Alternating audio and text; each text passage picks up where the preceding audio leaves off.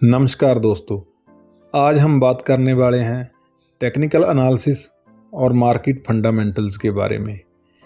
क्या आप जानते हैं कि कुछ ट्रेडर्स चार्ट्स को देखकर मार्केट के फ्यूचर को प्रेडिक्ट करते हैं, लेकिन यह सिर्फ एक हिस्सा है, फंडामेंटल्स भी उतने ही ज़रूरी हैं।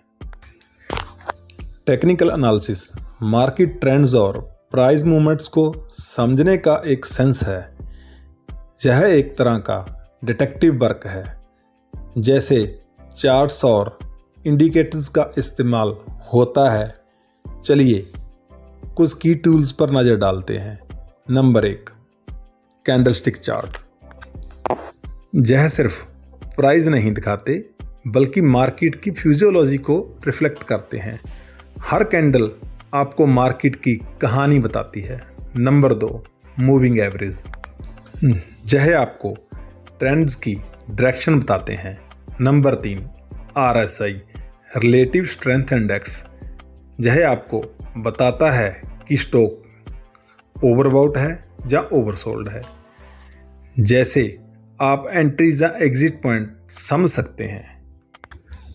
अभी आते हैं फंडामेंटल्स पर। लेकिन सिर्फ टेक्निकल एनालिसिस पर डिपेंड होना ठीक नहीं है।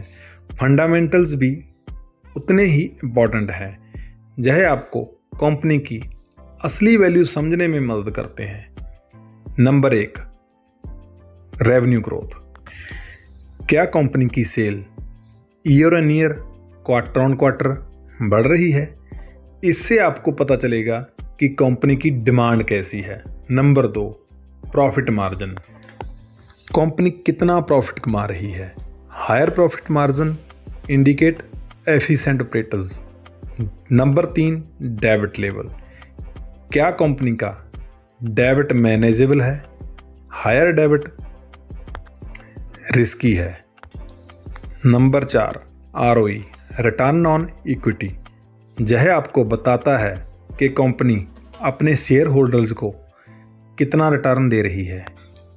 तो दोस्तों, एक सक्सेसफुल इन्वेस्टर वो है जो टेक्निकल एनालिसिस और फंडामेंटल्स को कंबाइन करता है। जैसे कि एक डिटेक्टिव जो सिर्फ क्लूज से नहीं बल्कि सबूतों से भी काम करता है।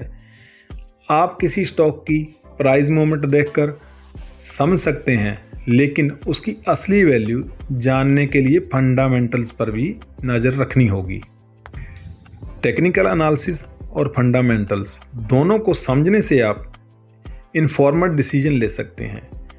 आपका फेवरेट फंडामेंटल इंडिकेटर क्या है? क्या आपने कभी किसी चार्ट या फंडामेंटल एनालिसिस को यूज करके किसी कंपनी का फ्यूचर प्रेडिक्ट किया है? कमेंट्स में ज़रूर बताएं। ऐसे ही इन्फॉर्मेटिव वीडियो के लिए